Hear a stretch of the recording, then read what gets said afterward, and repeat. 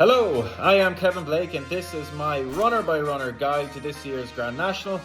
If you want even more Grand National content, tips, stats, stable tours and lots more, be sure to visit the Grand National microsite on the At The Races website in association with Boyle Sports. Right, here we go, from the top. I am Maximus. Won this race in 2024 and ran a huge race to finish second in it off an £8 higher mark last year. Has had a solid preparation and can't be ruled out given his record in the race, but he is vulnerable to younger, more progressive rivals. Banbridge, a three-time Grade 1 winner over fences that came with a nose of defending his crown in the King George VI chase at Kempton. He found the test of the Ryanair chase to be a little bit too sharp for him last time. He's unexposed beyond 3 miles and prefers a sound surface, but looks to face a tough task off this weight at this stage of his career. Grange Clare West, high-class performer that ran very well indeed when a close third in this race off a mark of 163 last year, and he was sure to have finished even closer but for a bad mistake at the final fence. He ran close to a career best when winning the Bobby Joe Chase on his latest start. He's £3 higher than last year and a year older, but he has to be respected. Jerry Colomb, a 5-time Grade 1 winner over fences. He missed over a year of action prior to making his return this season and has gradually worked his way back to form. The handicapper hasn't been kind to him, and while he appeals as being the right type for the race, it might just come a little later than ideal in his career. Haiti Calours, he's lightly raced for a 9-year-old and has a fair collection of wins on his CV, including the National Hunt Chase at the Cheltenham Festival, the Irish Grand National, the Welsh Grand National and the Denman Chase at Newbury. He has to bounce back from a disappointing run last time and has a lot of weight, but he stays very well and is a straightforward ride.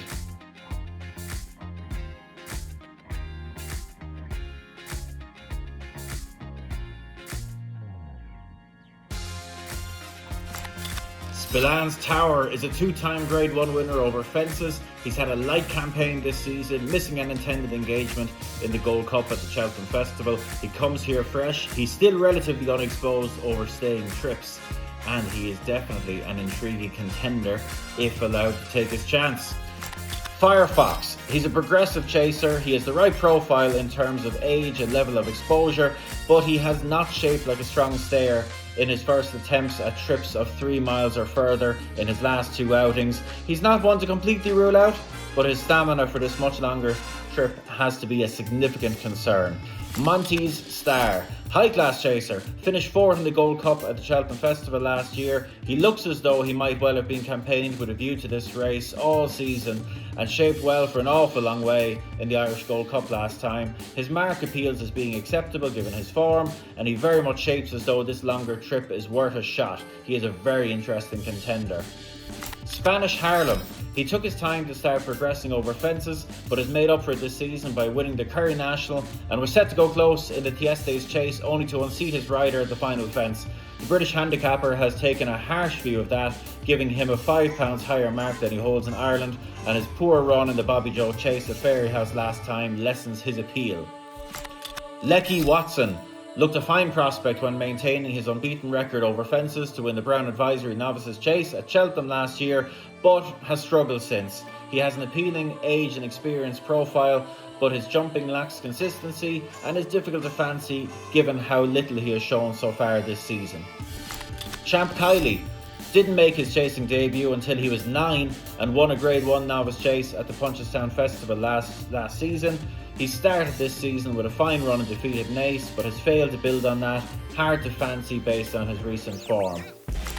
Iroko, he looked to have been campaigned with just this race in mind last year, and he shaped very well on the day, coming from a fair way back to finish at never nearer 4th. This race has been his target once again, but he picked up a careless £6 rise for winning a chase at Ascot in December, and he hasn't had an ideal preparation given that he returned with a dirty scope after running at the Cheltenham Festival last time, but he has to be on the short list once again. Favori de Champ 2.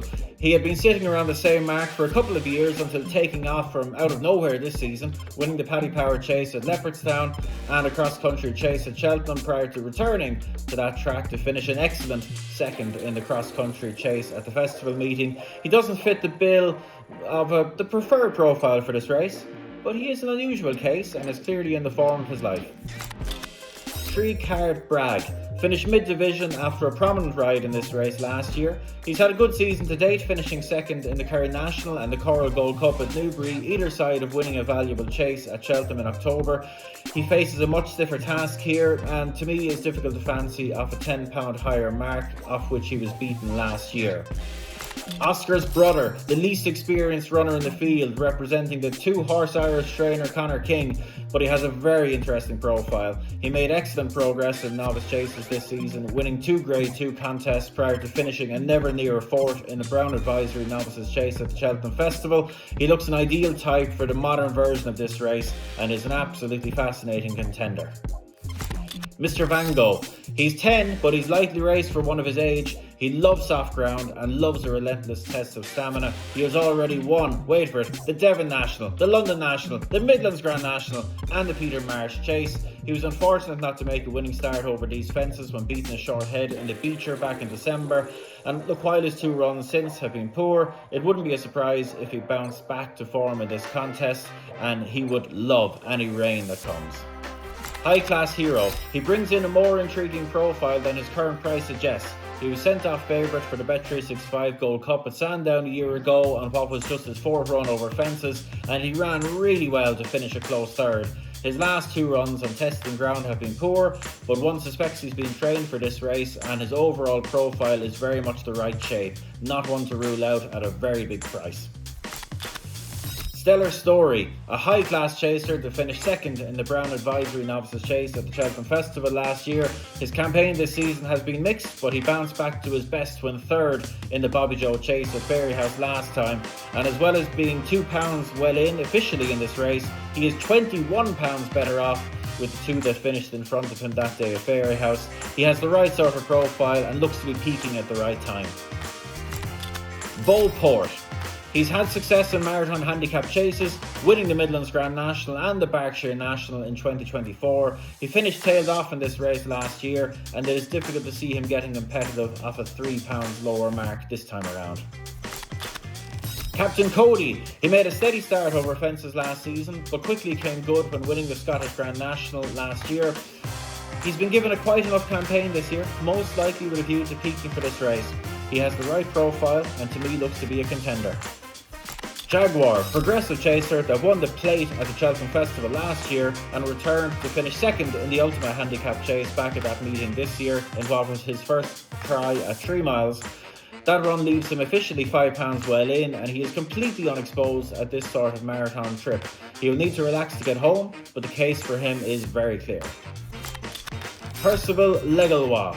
Sent off a 10-1 for this race last year after winning the Paddy Power Chase and a valuable handicap hurdle at the DRF, but he fell at the 9th fence that day. His campaign this season looks to have centred in this race, and a revival wouldn't be at all surprising. Gorgeous Tom has the right profile for this race and has been acquitting himself well in high-class handicap chases in recent starts, but doesn't necessarily appeal as being particularly well handicapped at the minute. The Real Whacker had his biggest day when beating Jerry Colomb in the Brown Advisory Novices Chase at the Cheltenham Festival in 2023, but hasn't been overly competitive in the last year. The handicapper has given him a chance by dropping him £11 from his peak, but he doesn't appeal as having the right profile to get competitive in this race. Puy de Bourbon ran a fine race to finish third in the Irish Grand National despite some untidy jumping last year. He looks to have been campaigned with this race in mind all season and returned to form in a handicap chase over an inadequate trip at Leopardstown last time. He very much has the right profile and to me looks to be a very big player. Answer to Cafe. He's lightly raced for his age. He had his biggest day when winning the Troy Town Handicap Chase at Navan in November. He looks to have been worked towards this race since then and shouldn't be ruled out at a very big price. Jordan's, a progressive novice chaser last season that finished a close second in the Milne Novices Chase at this meeting last year. He looks to have been campaigned with a view to this race all season. While his most recent run at Leopardstown wasn't as encouraging as one would like, he has the right profile and warrants consideration. Final Orders has emerged from a winless period like a new horse since being switched to cross-country chases, winning twice at Cheltenham, including the cross-country handicap chase at the festival meeting. Clearly in great form, but this is a very different test and he will be vulnerable to younger legs. Marble Sands. He finished mid-division over these fences in the Topham Chase last year, and while his form in handicap chases this season has been solid, he looks up against it in this much stronger company.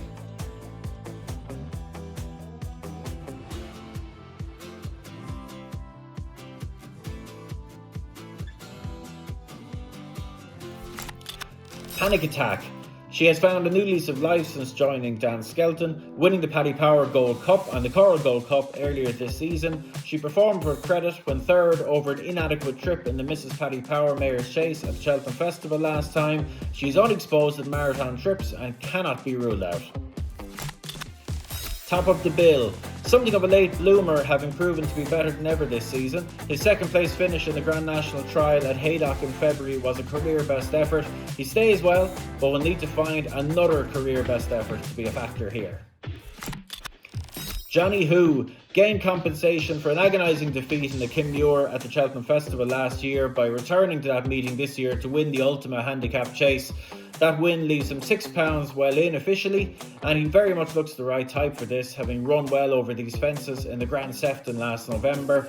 He would likely be given a waiting ride to conserve his stamina, but he looks to have a very good chance.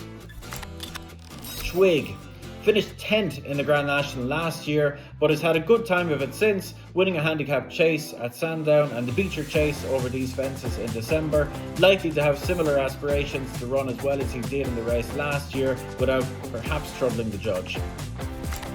Pied Piper has had a very busy season, and while he has fallen in his last two starts in the T&Cs Handicap Chase and the Cross Country Chase at the Cheltenham Festival, on both occasions he still looked to have more to give. Falling in successive starts could hardly be considered a good preparation for this race, but he isn't one to totally rule out just on that basis. To conclude, what it takes to win the Grand National has changed greatly in the last decade or so. Those that have tended to come to the fore are notably younger, less exposed types over fences, and they need to be low, efficient jumpers rather than big and exuberant. My selections and the ratings you'll have seen reflect all of this, and the one I have come down on as my number one selection is Key de Bourbon, who has the right profile and is peaking at the right time. My second choice is Monty Star, my third choice is Oscar's Brother, and number 4 is Captain Cody.